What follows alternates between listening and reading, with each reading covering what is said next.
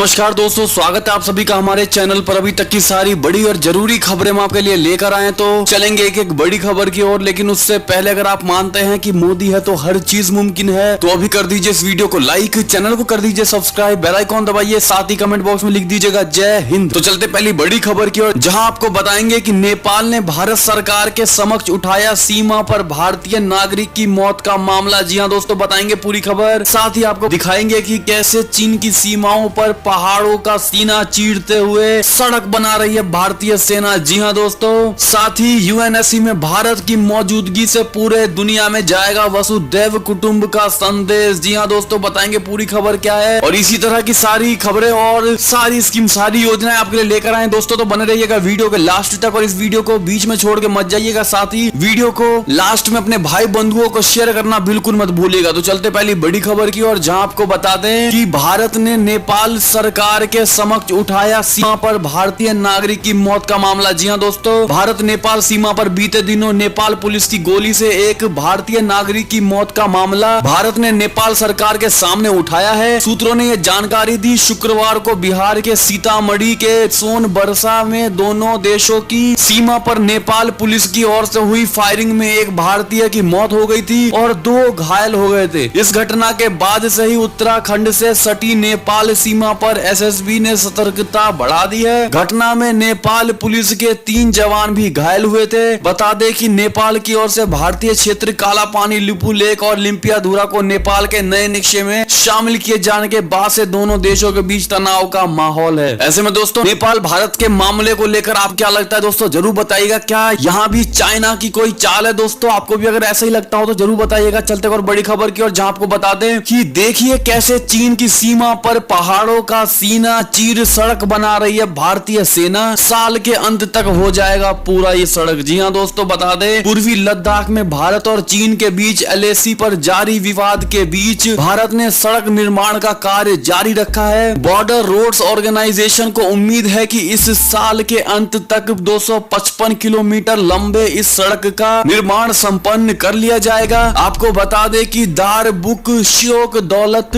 बेग ओल्डी सड़क में कुछ 8 पुल बनने हैं। इस सड़क के बन जाने से लेह और दौलत बेग ओल्डी के बीच की दूरी महज 6 घंटे में पूरी हो सकती है। जी हां दोस्तों, सरकार के सूत्र ने बताया 8 पुल सहित इस सड़क का निर्माण कार्य इस साल के अंत तक पूरा कर लेने के लिए प्लान बनाया जा रहा है। इसके लिए लेह में 8 जगहों पर झारखंड से मजदूर पहुंच चुके हैं। ऐसे में दोस्तों, आप अपने भारतीय सेना के हौसलों को देखते हुए उनको क्या कहना चाहेंगे दोस्तों, जरूर बताइएगा कमेंट सेक्शन में लिख के। चलते और बड़ी खबर की ओर, जहां आपको बता दें यूएनएससी में भारत की मौजूदगी से पूरी दुनिया में जाएगा वसुधैव कुटुंबकम का संदेश। जी हां दोस्तों, बता दें संयुक्त राष्ट्र में भारत के राजदूत टीएस तिरुमूर्ति ने संयुक्त राष्ट्र सुरक्षा परिषद की गैर स्थायी सीट के लिए चुनावों के मद्देनजर कहा कि इस परिषद में भारत की मौजूदगी से वसुधैव कुटुंबकम के उसके लोकाचार को दुनिया तक लाने में मदद मिलेगी। भारत गैर स्थायी सदस्य के तौर पर संयुक्त राष्ट्र सुरक्षा परिषद में शामिल होने के लिए तैयार है, जिसके लिए चुनाव 17 जून को होंगे। भारत 2021 और 22 कार्यकाल के लिए एशिया प्रशांत श्रेणी से गैर स्थायी उम्मीदवार है। समूह की एकमात्र सीट के लिए इकलौता उम्मीदवार होने के नाते उसकी जीत तय मानी जा रही है। नई दिल्ली की उम्मीदवारी का चीन तथा पाकिस्तान समेत 55 सदस्यीय एशिया प्रशांत समूह ने सर्वसम्मति से पिछले साल जून में समर्थन किया था। ऐसे में दोस्तों, क्या आपको भी अपने देश भारत पर गर्व होता है? अगर हाँ तो जरूर लिखकर बताइएगा। और साथ ही वसुधैव कुटुंबकम का क्या मतलब होता है दोस्तों, कमेंट सेक्शन में जरूर लिखकर बताइएगा। चलते और बड़ी खबर की ओर, जहां आपको बता दें चीन के साथ विवाद पर नितिन गडकरी बोले हमने कभी भी नहीं की पड़ोसी मुल्कों की जमीन छीनने की कोशिश। जी हां दोस्तों, बता दें आपको पूर्वी लद्दाख में वास्तविक नियंत्रण रेखा पर चीन से चल रहे विवाद के बीच केंद्रीय मंत्री नितिन गडकरी ने कहा कि हमने कभी भी पड़ोसी मुल्कों से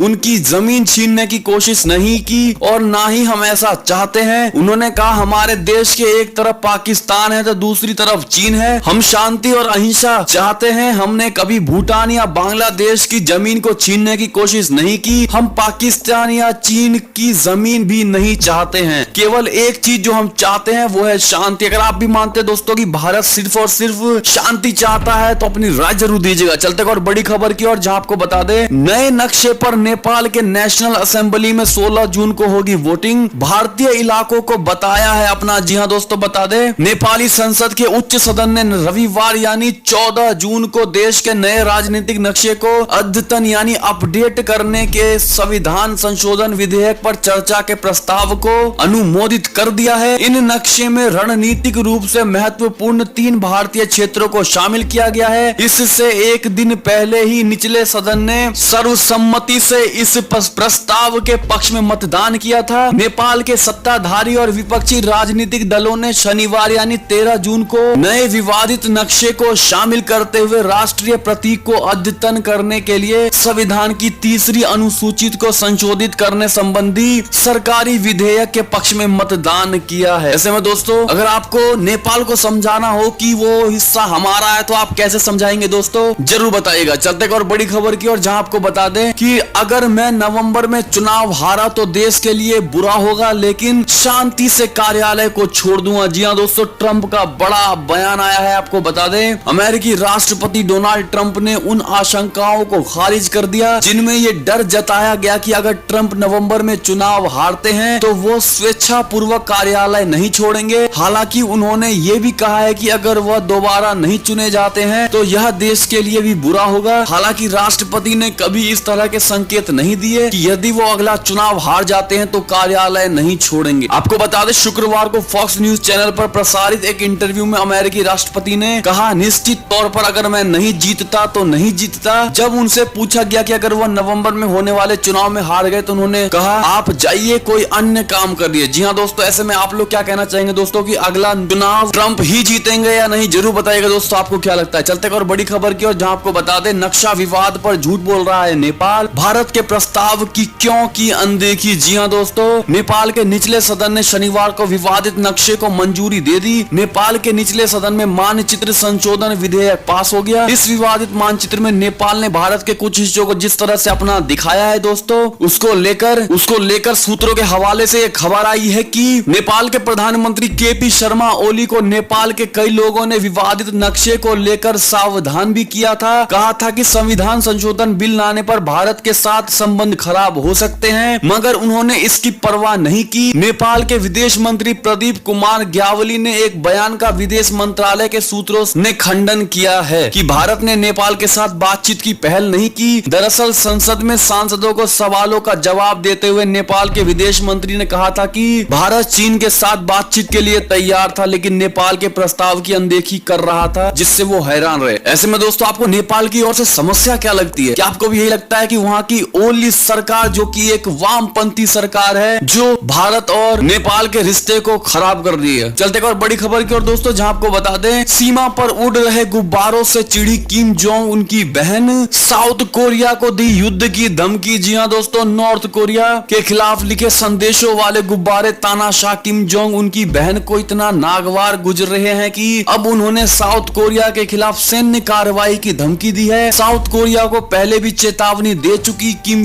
यो जोंग ने कहा है कि सीमा पर अपने प्रदर्शनकारियों को रोकने में नाकाम रहा दुश्मन जल्द अंजाम भुगतेगा। हालांकि दक्षिण कोरिया ने पिछले दिनों इन प्रदर्शनकारियों के खिलाफ कार्रवाई भी की थी। चलते और बड़ी खबर की और जहां बता दें अमेरिका से खबर आ रही है कि पुलिस की गोली से एक अश्वेत की मौत के बाद सुलगा एटलांटा, हिंसक प्रदर्शन अभी भी जारी है। चलते और बड़ी खबर की और जहां बता दें अमित शाह और केजरीवाल की दूसरी बैठक, कंटेनमेंट जोन के हर मतदान केंद्र पर शुरू होगा कोरोना का परीक्षण। जी हां दोस्तों, केंद्रीय गृह मंत्री अमित शाह ने रविवार को राष्ट्रीय राजधानी में कोरोना वायरस की स्थिति का जायजा लेने के लिए उपराज्यपाल अनिल बैजल और मुख्यमंत्री अरविंद केजरीवाल के साथ दिल्ली के 3 नगर निकायों के शीर्ष पदाधिकारियों के साथ बैठक की। कोरोना वायरस के बढ़ते मामलों के मद्देनजर ये रविवार के दिन आयोजित दूसरी उच्च स्तरीय बैठक थी। पहली बैठक बैजल, केजरीवाल, दिल्ली के उप मुख्यमंत्री मनीष सिसोदिया, केंद्रीय गृह और स्वास्थ्य मंत्रालय के वरिष्ठ अधिकारियों तथा दिल्ली आपदा प्रबंधन प्राधिकरण के साथ हुई थी। एक अधिकारी के अनुसार दूसरी बैठक मुख्य रूप से संक्रमण को रोकने के लिए नगर निकायों द्वारा उठाए गए कदम और तेजी से फैल रहे संक्रमण की जांच करने को लेकर थी। ऐसे में दोस्तों, आप दिल्ली के हालात को लेकर किसको दोषी मानते दोस्तों, जरूर बताइएगा कमेंट सेक्शन में लिख के। चलते और बड़ी खबर की और जहां बता दें गुजरात के राजकोट में भूकंप के तेज झटके, 5.5 तक तीव्रता के भूकंप से लोगों में दहशत।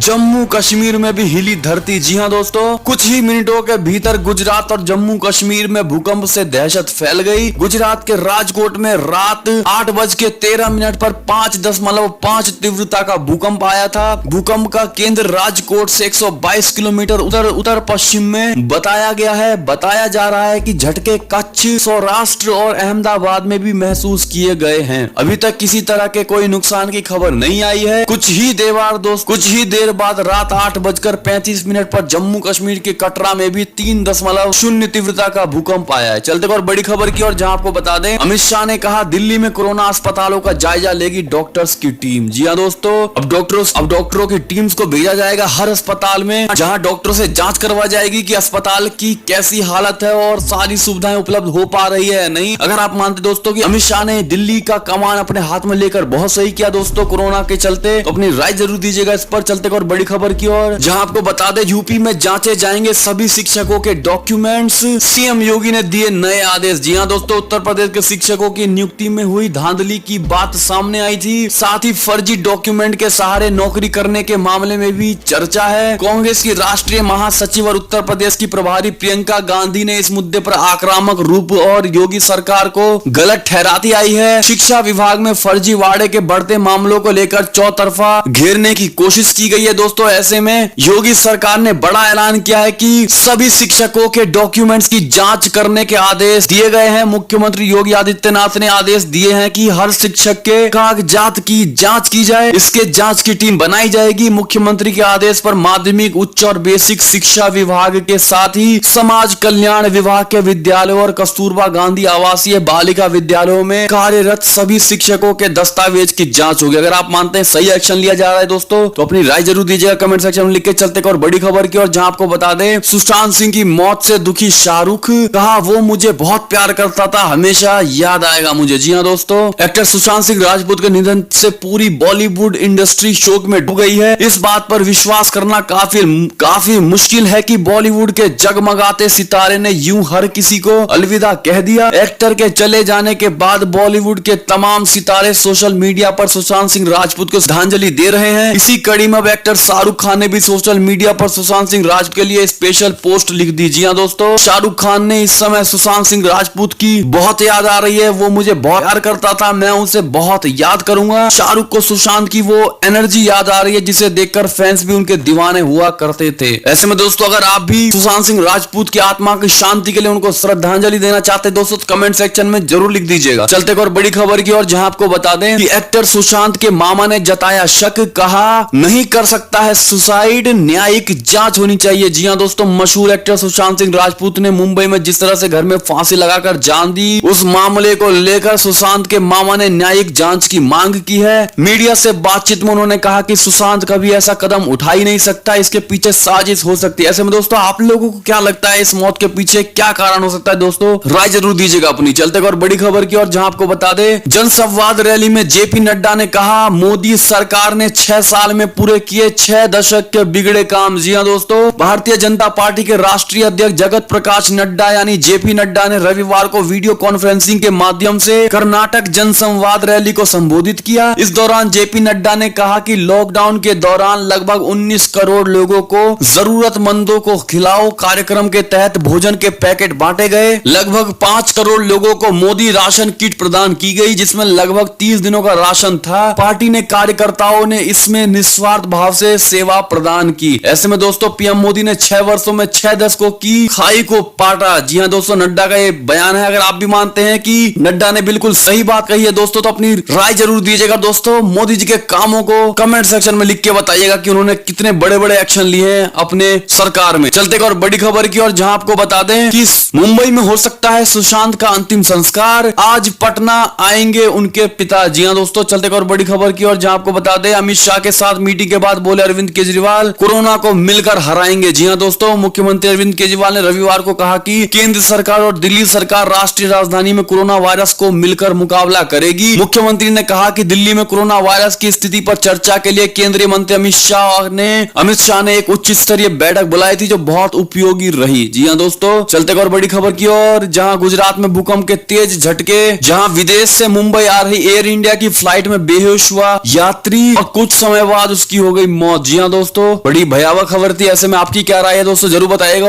और ये थी अब तक की सारी बड़ी खबरें। आपको हमारी खबरें कैसी लगी? अगर जरा भी अच्छी लगी हो तो इस वीडियो को अभी अपने भाई बंधुओं में व्हाट्सएप फेसबुक पर शेयर करना बिल्कुल मत भूलिएगा। और अभी कर दीजिए इस वीडियो को लाइक, चैनल को कर दीजिए सब्सक्राइब, बेल आइकॉन दबाइए, साथ ही कमेंट बॉक्स में लिख दीजिएगा जय हिंद जय भारत। तो मिलते हैं आपसे अगली बड़ी खबर में, तब तक के लिए अपना ख्याल रखिएगा, घर में रहिएगा, लॉकडाउन का पालन करिएगा दोस्तों। धन्यवाद।